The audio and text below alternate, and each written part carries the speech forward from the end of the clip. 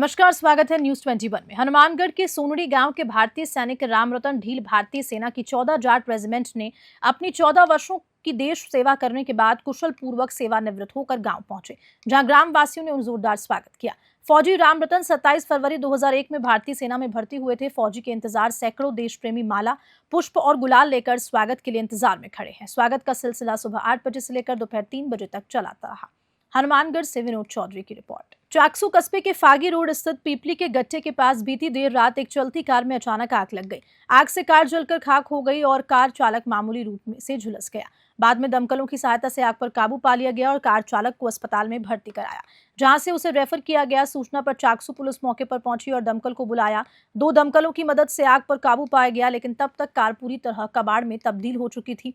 प्रारंभिक जांच में सामने आया कि कार में शॉर्ट सर्किट होने के कारण आग लगी। फिलहाल पुलिस मामले की जांच कर रही है। चाकसू से महावीर स्वामी की रिपोर्ट। कठुमर थाना क्षेत्र के ग्राम खेड़ा मैदान में शादी की खुशियां अचानक मातम में बदल गई। निवासी जल सिंह, जो कि राजस्थान पुलिस विभाग के जयपुर कार्यरत हैं, उनके लड़के की लगन सोमवार को आनी थी। घरेलू व निजी कार्य से कठुमर गए थे। वापसी में 4 जने वापस आ रहे थे। जानकारी के मुताबिक बेरका गांव के पास इको गाड़ी का अगला टायर फट गया, जिससे गाड़ी पलट गई और लड़के के पिता जल सिंह, मीणा पुत्र हीरा व सुरेश पुत्र लखूराम की मौत हो गई और गोविंद सिंह की हालत गंभीर होने पर हायर सेंटर रेफर किया गया। हेड कांस्टेबल रघुवीर सिंह ने क्या जानकारी दी, देखिए खेड़ली से अखिलेश शर्मा की रिपोर्ट में। आज खेड़ा मैदान से 4 व्यक्ति, जिनमें सुरेश गाड़ी को चला के लेके आ रहा था, बेरका के पास में पहुंचे तो गाड़ी का अगला टायर फूट गया, जिससे गाड़ी पलट गई।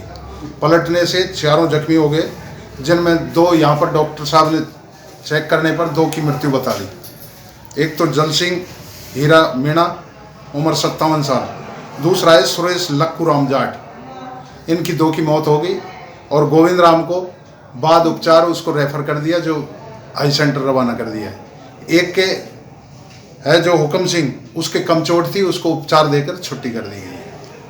राजस्थान की भजनलाल सरकार प्रदेश में शिक्षा व्यवस्था को दुरुस्त करने का वादा कर रही है, लेकिन झालावाड़ जिले के राजकीय प्राथमिक विद्यालय खेजुड़ा की तस्वीरें कुछ और हकीकत बयान कर रही हैं।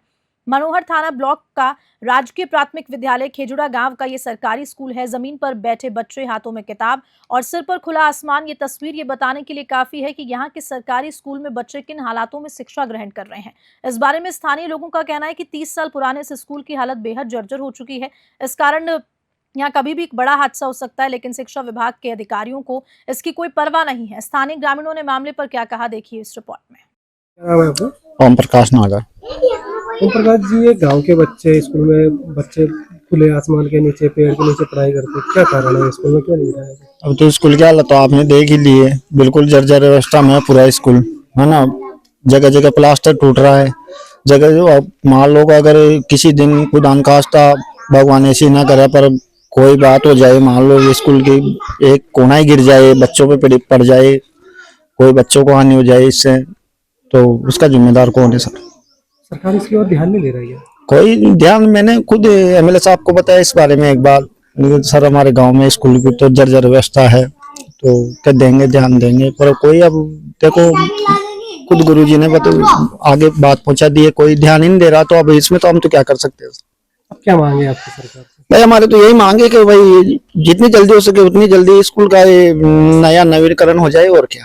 जैसे आप गांव के बच्चे, आपके बच्चे भी स्कूल में आते होंगे, कहीं ना कहीं डर तो सताता होगा माँ बाप को भी। बिल्कुल डर है ना सर, हर आदमी के, अब तो और ज्यादा हो गया है। जैसे ये बना दिया है गुरुजी ने अस्थायी, तो अब ये इनको देख के और ज्यादा डर भाई हमारे अंदर भी और है ना। कभी हमारे बच्चे स्कूल में जाते हैं तो मान लो खेत बाड़ी में हम तो काम करते हैं, तो अब वहां भी हमारा तो लगा रहता है कि भाई बच्चे कैसे होंगे, स्कूल में है कि नहीं है, घर पे आए कि नहीं आए, तो देखो डर तो इस कारण तो बना ही रहेगा। वो तो अब हम तो क्या कर सकते हैं, अब तो बात पहुंचा नहीं आपके तो रूप, देखो मीडिया का सहारा लिया है आपने। आप मीडिया, बिल्कुल भाई आपका सहारा लिया है हमने, तो अब जो भी बात होगी तो आगे अब आप पहुंचा देना, आगे जो भी होगा। जो क्या नाम है आपका?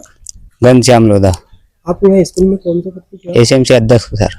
जैसे ये बच्चे बाहर बैठ के पढ़ाई करते हैं, क्या कारण है बाहर बैठ के? बिल्डिंग खत्म हो रही सर, होगी दरवाजा चल गई दीवारा में, और ऊपर से तार दिखने लग गए छत का, पूरी खत्म है बिल्डिंग, इसलिए डर लगता है। तो बाहर के मास्टर बाहर पढ़ा हुआ इसको, कहीं ना कहीं गाँव वालों, जैसे गाँव के बच्चे यहाँ पढ़ाई करने आते हैं, तो माँ बाप को भी डर सताता होगा। माँ बाप को भी सताओ, माँ बाप भी क्यों अंदर जाओ कि स्कूल कभी भी पड़ जाओ और टूट जाओ तो बच्चा बच्ची ये शौचालय टूटा नजर आ रहा है, बाहर ये ईंटें वगैरह पड़ी, तो कहीं ना इसमें सांप बिच्छू का भी डर सा होता और डर है ना सर, वो तो कहीं भी यार बैठ सकता है, तो बच्चा बच्ची को कभी भी खतरा की घड़ी है सर। है। क्या मांग करोगे सरकार से? नई बिल्डिंग की चाहे सर, नई बिल्डिंग बनाए, बच्चा बच्ची कहाँ बैठा कर पढ़ाऊँ। बरसात में बहुत परेशानी आती है, बरसात में इधर उधर बच्चा बच्ची छोटे मोटे को यहाँ लाते ही नहीं, समझदार बच्चे आते हैं तो उनको भी परेशानी आती आपने सरकार तक जैसे जनप्रतिनिधियों से, सरपंच को, विधायक को, इनका अवगत भी करवाया? है। करवाए सर निवेदन पर, अब कोई सुनाई कोई ना आज दिन तक। क्या नाम है बेटा? हेमराज, कौन सी कक्षा में पढ़ते हो? 5वीं। आप बाहर बैठ के पढ़ाई करते हो, सभी बच्चे एक साथ ही बैठ के पढ़ाई करते हो, पढ़ाई होती नहीं होती, हो जाती है कि जैसे बाहर बैठ के सभी एक साथ पढ़ाई? नहीं होती, इस धूप में हमें बहुत गर्मी लगती है।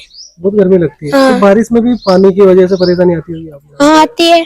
क्यों नहीं बैठता स्कूल में, क्यों नहीं बिठाते सर? स्कूल की बिल्डिंग डर रही है।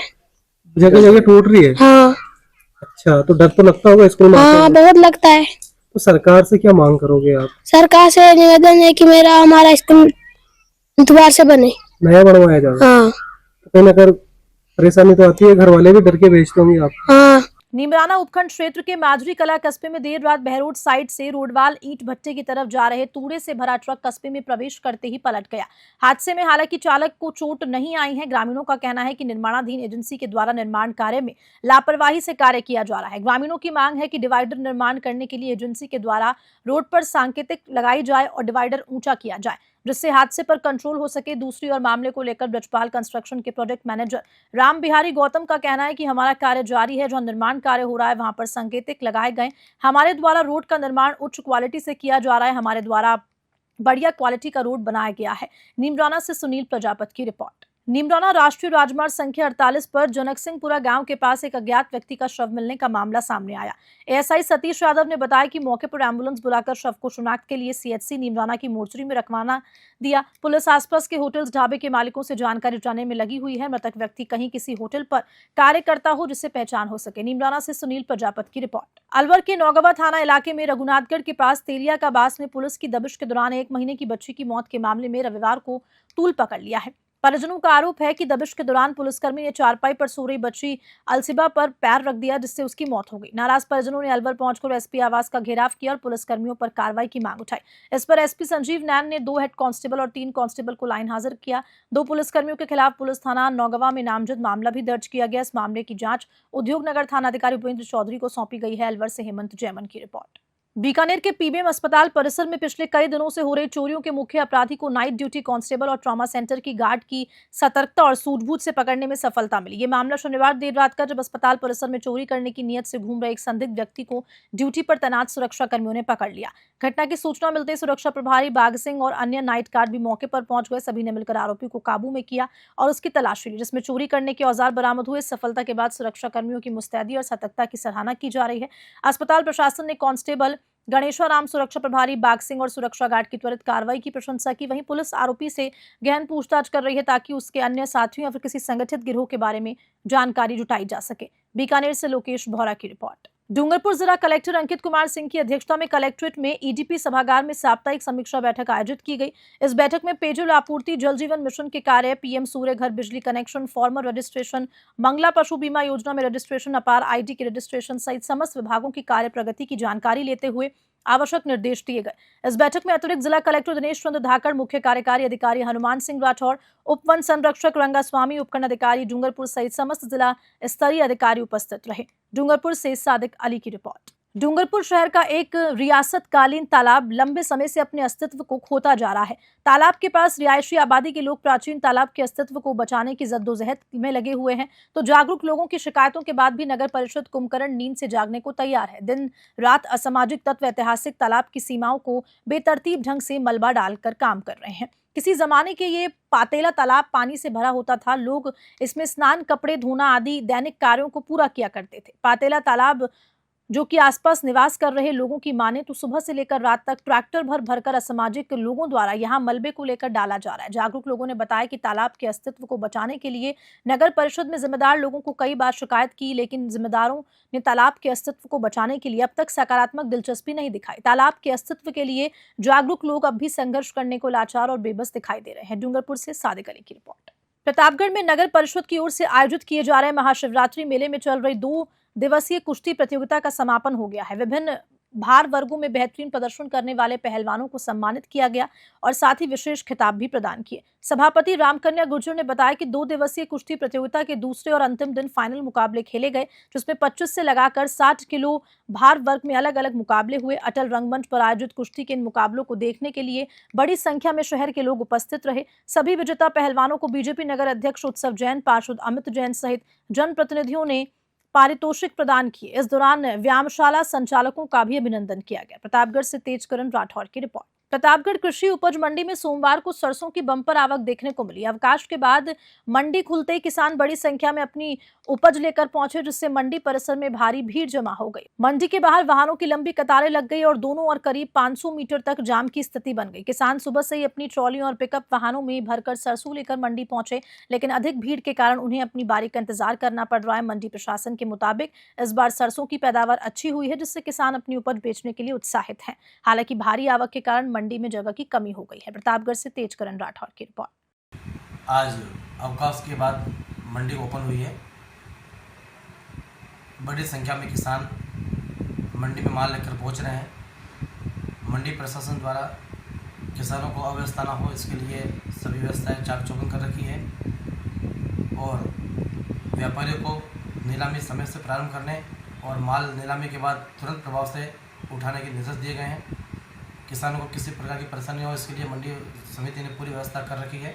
पाली जिले की रानी नगरपालिका में गंदगी की समस्या एक बड़ा मुद्दा बन गया है। यहाँ के निवासी कई बार अधिकारियों से शिकायत भी कर चुके हैं, लेकिन उनकी समस्या का समाधान नहीं हुआ। हाल ही में मीडिया कर्मियों ने अपने कैमरे में वीडियो कैद किए, जिसमें नगरपालिका में सफाई के नाम पर लाखों रुपए खर्च करने के बावजूद भी साफ सफाई नहीं होने का खुलासा हुआ है। ये समस्या न केवल स्थानीय निवासियों के लिए परेशानी का कारण बन रही है, बल्कि ये प्रधानमंत्री नरेंद्र मोदी के स्वस्थ और भारत मिशन को भी धज्जियां उड़ा रही है। इसके अलावा प्लास्टिक के कारण गौमाता को भी नुकसान पहुंच रहा है, जो एक बड़ा चिंता का विषय है। इस समस्या का समाधान करने के लिए आवश्यक कदम उठाने होंगे, ताकि रानी नगरपालिका के निवासी स्वच्छ और स्वस्थ वातावरण में रह सकें। देसूरी से जय सिंह राठौर की रिपोर्ट। खबर के साथ बुलेटिन में इतना ही। नमस्कार।